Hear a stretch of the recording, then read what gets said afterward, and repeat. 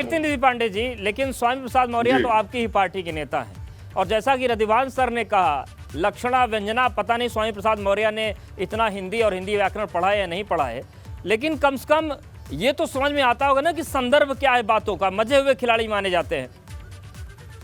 देखिए, रतिभान जी बहुत वरिष्ठ पत्रकार है, इनका बहुत आदर करता हूं, लेकिन रतिभान जी ने एक सर्टिफिकेट जारी कर दिया कि मंदिर बन रहा तो भारतीय जनता पार्टी की वजह से बन रहा।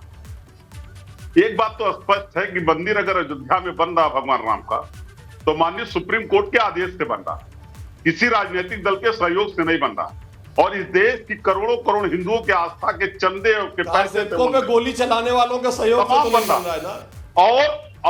और ये पे गोली चलाने वालों के अगर भगवान राम का अपमान करने वाले संजय निषाद उत्तर प्रदेश की सरकार पे गोली चलाने वालों के सहयोग से तो नहीं बन रहा है ना। जिम्मेदार है उत्तर प्रदेश के मुख्यमंत्री, जिम्मेदार है, इनके अलायंस पार्टनर है, और अगर इनकी सरकार में रहते भगवान राम के अस्तित्व पे सवाल खड़ा करने वाला व्यक्ति उत्तर प्रदेश सरकार का कैबिनेट मंत्री है, तो उस पर जवाब हीरो वाजपेयी को देना चाहिए, क्योंकि उसके लिए जिम्मेदार है। क्यों नहीं मंत्री पद से बर्खास्त कर दिया भगवान? नहीं, लेकिन ये बताइए कीर्ति जी, आप बोल रहे हैं कि स्वामी प्रसाद मौर्य का जवाब स्वामी प्रसाद मौर्य देंगे, तो संजय निषाद का हीरो वाजपेयी क्यों देंगे? मंत्री का जवाब नहीं, अपने पदाधिकारी अपने विधायक के बारे में नहीं चर्चा करेंगे, इसलिए इनको देना। अरे भाई क्यों कहा स्वामी प्रसाद मौर्य ने? इस पर जवाब दीजिए ना।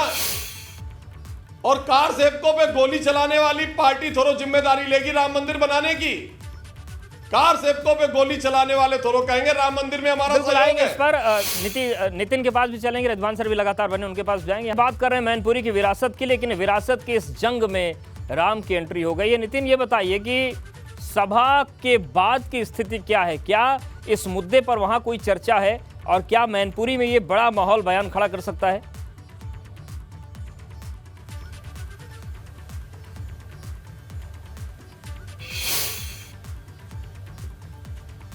नितिन के पास जाएंगे, संपर्क नहीं हो रहा है। रतिभान त्रिपाठी सर आपके पास आ रहे हैं, ये बताएं कि दोनों ही पक्ष हैं, जब भाजपा स्वामी प्रसाद मौर्य की बात करेगी तो सपा भी याद दिलाएगी संजय निषाद की।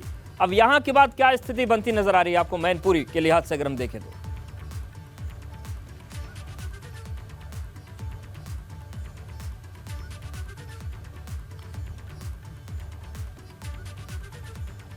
रतिभान सर आपकी भी आवाज हमें नहीं मिल रही है, आपके पास आएंगे। और हीरो वाजपेयी जी, ये बताइए कि क्या अब ये जो पूरा मामला है, स्वामी प्रसाद मौर्य ने जो कहा, ये मुद्दा होगा आपके लिए मैनपुरी में? आप जनता को बताएंगे कि अपमान कर रहे हैं राम का? देखिए, मुझे लगता है कि मीडिया आजकल एक सशक्त माध्यम है, और इससे लोगों को पता चल चुका है कि स्वामी प्रसाद मौर्य जी ने मर्यादा पुरुषोत्तम राम के बारे में क्या टिप्पणी की, और मुझे लगता है कि मैनपुरी की जनता इसका माकूल जवाब चुनाव में देगी। जहां तक रहा डिम्पल यादव के मैनपुरी में चुनाव लड़ने का, डिम्पल जी को मानते हैं लोग कि ये प्राक्सी हैं, और पहले भी फिरोजाबाद और कन्नौज की जनता इनको नकार चुकी है, और मुझे लगता है मैनपुरी की जनता को भी लगता है कि ये विकास में बाधक होंगी और संवाद में भी बाधक होंगी, और उस पर से ये बयान आना सोने पे सुहागा है। मुझे लगता है कि हताश और निराश सपा भारतीय जनता पार्टी के प्रत्याशी का मार्ग प्रशस्त कर रही है। बिल्कुल। कीर्ति पांडे जी, बात राम की तो हो ही रही, ये भी हो रही है कि कन्नौज और फिरोजाबाद का परिणाम हमारे सामने है, मैनपुरी में भी वही स्थिति बनने वाली। देखिए, मैनपुरी 1996 से लगातार नेताजी के पास रहा, नेताजी लगातार सांसद रहे, और बीच में कभी तेज प्रताप जी, कभी धर्मेंद्र जी रहे। नेताजी की मृत्यु उपरांत सीट खाली। कल तक जो लोग बराबर सवाल खड़ा करते थे कि सगे चाचा उनके साथ नहीं, तब भी मैं चैनलों पे कई बार कहा, कई चैनलों पे कहा कि आगे आगे देखिए होता है क्या। कल चाचा का भी बयान आ गया, चाचा भी पूरी तन्मयता के साथ अपनी बहू को जिताने में लगे, और पूरा मैनपुरी नेताजी की बहू को बड़े अंतर के साथ चुनाव जिताएगा। और कल तक जिस उम्मीदवार का ये लोग दम भरते थे, वो उम्मीदवार गायब, प्रचार लिस्ट से भी गायब, उम्मीदवारी से तो गायब, प्रचार लिस्ट से भी गायब। प्रेम कुमार साहब का नाम न प्रचारकों के लिस्ट में है, और टिकट तो मिला नहीं, जो नेताजी के सामने लड़ने वाले। और हमारे ये पुराने साथी को इन लोगों ने लड़ाया है, जो सोचा भारतीय जनता पार्टी उस पर सफलता भारतीय जनता पार्टी को नहीं मिलेगी। कोई सेधमारी इनके उम्मीदवार द्वारा नहीं हो पाएगी और पूरी तन्मयता के साथ पूरे मैनपुरी के लोगों ने मन बनाया है कि नेताजी को सच्ची श्रद्धांजलि वही होगी जब डिंपल यादव जी बड़े अंतर के साथ जीत करके देश की सबसे बड़ी पंचायत में जाएंगे। बिल्कुल, लेकिन कई केंद्रीय मंत्री भी मैनपुरी पहुंच रहे हैं, सब सरकार की योजनाओं को बताएंगे, समझाएंगे। आपको लगता है इससे कुछ फर्क पड़ेगा? बिल्कुल, मैं देश की जनता इन मंत्रियों को कभी कभी खोजती है, आज खोज रही है। इनसे सवाल पूछेगी गांव की जनता की सिलेंडर 1150 रुपए क्यों हो गए। जनता इनसे पूछेगी कि मेरे बेटे को नौकरी कब मिलेगी। जनता इनसे जानेगी कि किसान को खाद और बीज कब मिलेगा, व्यापारी को जीएसटी से राहत कब मिलेगा।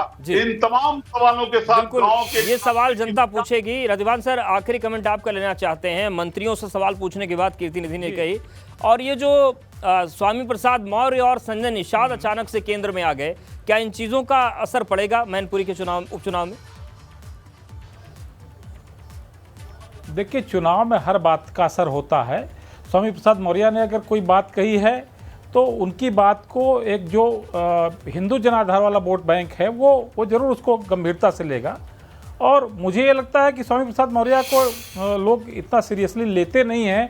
भले ही पांडे जी कह रहे हैं कि भारतीय जनता पार्टी ने मंदिर बनाने में कोई योगदान नहीं, सुप्रीम कोर्ट का योगदान है, ठीक है, वो टेक्निकली हो सकता है, लेकिन रास्ता किसने तैयार किया था ये देखना होगा। और कुल मिलाकर के जो अभी जो दो बयानबाजी हुई दोनों पार्टियों के नेताओं की, इसका कुछ ना कुछ असर होगा। पर यह है कि आगे चलकर कुछ ऐसी बातें आ जाए कि ये बातें लोग भुला सकते हैं। बिल्कुल। हाँ, राम की मर्यादा पर अगर कोई सवाल उठाता है, राम पर कोई टिप्पणी करता है, तो निश्चय ही जनता उससे नाराज होती है, जो कि राम सबके आराध्य हैं। और अब देखने वाली बात होगी कि इस बयान का क्या इफेक्ट देखने को मिलता है मैनपुरी में।